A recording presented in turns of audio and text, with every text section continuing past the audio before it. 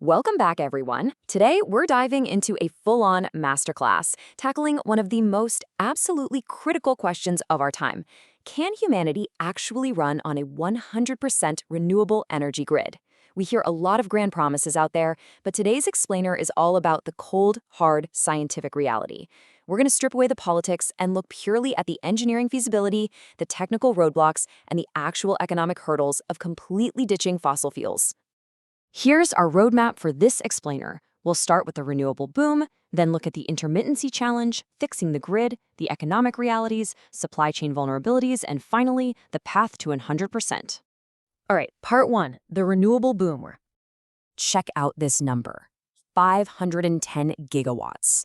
That is the record-breaking solar capacity added globally in just the year 2025 alone. To put that into perspective, we are talking about an absolute explosion in infrastructure. We are building out renewable capacity at a scale that was literally unimaginable just a decade ago. When we look at the data, the momentum is just wild. We're seeing a 9.8% growth rate in global renewable generation in a single year, pushing the global share to roughly 35%. And we're also seeing a massive 159 gigawatts of wind additions. But here's what you really need to take away from this. Despite this monumental, record-setting growth, to actually hit our global 2035 climate targets, we have to multiply this current share by 2.5 times. It's an infrastructure transformation of historic proportions. Which brings us to part two, the intermittency challenge. This whole issue basically boils down to a core engineering headache called temporal mismatch. Think about your own daily habits for a second. You wake up, you go to work, and then you come home around 6 p.m. And what's the first thing you do? You turn on the lights, crank the AC, fire up the oven, and plug in your phone. The problem is that massive spike in your energy consumption happens exactly as the sun sets and solar output drops to zero. We are generating maximum power at midday when nobody is home and demanding maximum power when the generation stops. And that exact routine creates what grid engineers nervously call the infamous duck curve. Step 1, the morning solar ramp-up causes net demand on the grid to drop. Step 2, we hit this midday surplus where net demand plummets. Sometimes we literally have too much power and nowhere to put it. But step 3 is the real danger zone. As evening hits, solar drops off a cliff, right as human demand spikes dramatically. For grid operators, this is a total nightmare. They have to rapidly fire up natural gas peaker plants in a matter of minutes just to prevent catastrophic blackouts. Moving on to part 3, fixing the grid. So if intermittency is the disease, energy storage has to be the cure.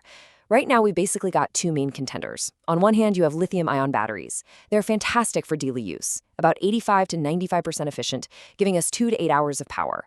But what happens in the dead of winter when the sun barely shines for weeks? We need seasonal storage. That's where green hydrogen comes in. But look at this huge gap right here. Hydrogen currently has a round-trip efficiency of only 30 to 45%. That means we lose more than half the energy just converting it back and forth. It's a massive technical bottleneck for long-duration storage right now. But wait, storage isn't the whole story. We have some serious grid stability vulnerabilities to talk about. See, traditional coal and nuclear plants use massive spinning metal turbines. Those physical turbines provide inertia, a literal natural momentum that keeps the grid frequency stable at a smooth 50 or 60 hertz, which keeps your home appliances running safely. Solar panels and wind turbines, they don't have heavy spinning magnets. They use digital inverters. Because of this, they really struggle with voltage support when trying to manage distributed generation across the network. Plus, if the grid goes completely dark, traditional plants can self-start and bring the network back online. That's called black start capability. Most renewables currently just cannot do this on their own, which leaves our modern grid highly vulnerable. But engineers are absolutely fighting back with smart, digital solutions, specifically virtual power plants, or VPPs. By using AI and machine learning, we can essentially network thousands of home batteries, electric vehicles, and rooftop solar panels together into one massive decentralized power plant. South Australia actually proved this works brilliantly. They installed the giant Hornsdale Power Reserve, this massive Tesla battery system, and it saved consumers over $150 million in just 2 years. How? By instantly stabilizing the grid without needing a single drop of fossil fuel. Let's pivot to part 4, economic realities. Which naturally leads us to a pretty blunt question. Can we actually afford this transition? It's time to look at the hidden systemic costs of a high renewable grid, the stuff that usually gets left out of the mainstream headlines. Well, according to the International Energy Agency, achieving net zero emissions requires an absolutely staggering figure. We're looking at $4 trillion in annual clean energy investment by 2030. That is roughly triple our current investment levels. The sheer scale of capital required here is historic. You hear it all the time, right? Solar and wind are the cheapest forms of energy. And sure, if you're looking strictly at generation costs, around $30 to $90 per megawatt hour, they absolutely are. But a grid is not just solar panels. You have to calculate the total system LCOE, the levelized cost of energy. When you factor in building massive high-voltage transmission lines to carry wind power from the coast to the cities, plus those giant battery farms, plus the backup firming capacity, the real system cost jumps to between $70 and $315 per megawatt hour. We are essentially building an entirely new nervous system for the planet, and that supporting infrastructure is incredibly expensive. That takes us to part 5, supply chain vulnerabilities.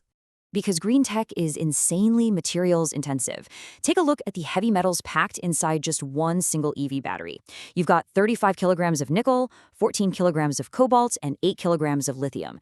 Now multiply that by hundreds of millions of vehicles, and then add utility-scale battery installations for the grid on top of that. The sheer volume of heavy metals we need to dig out of the earth is just mind-boggling. So what does this actually mean for us globally? It means we're essentially trading one geopolitical dependency for another. Instead of relying on oil-producing nations, we are going to be relying on mineral-rich nations. The Democratic Republic of Congo absolutely dominates cobalt. Chile and Australia control most of the lithium. And crucially, China currently processes 60 to 90% of all global critical minerals. On top of all that, we're facing a looming recycling crisis. IRENA projects 25 million tons of solar panel e-waste by 2050. We urgently need a robust circular economy. Otherwise, we're just trading one massive environmental problem for another. Finally, part 6, the path to 100%. Here's the really good news. Based on the proven technology we have right now, heading a 70 to 80% renewable grid by 2035 is completely doable. Yes, it requires heavy lifting. We have to triple our annual capacity to 1,500 gigawatts a year and aggressively deploy those standard 4 to 8 hour lithium-ion batteries, but it is absolutely achievable today. The real kicker, though, is solving that final 20%. Getting to a true 100% renewable grid requires literal scientific breakthroughs. To bridge that final gap, we need green hydrogen costs to drop below $2 a kilogram while pushing efficiency over 60%. We need long-duration batteries, capable of 100-plus hours at under $50 per kilowatt-hour to survive the winter lulls. And honestly, until we have those, we strictly require firm, dispatchable baseload power, things like advanced nuclear, small modular reactors, or enhanced geothermal, just to keep the lights on when the sun isn't shining and the wind isn't blowing. I want to wrap up with this incredibly powerful adaptation from Sheikh Ahmed Zaki Yamani. The Stone Age did not end because we ran out of stones. The fossil fuel age will not end because we run out of oil. It will end because we choose something better. Look, the complete transition to clean energy isn't going to just happen by accident. It's going to be a deliberate, highly engineered, and economically massive choice that we make for our future.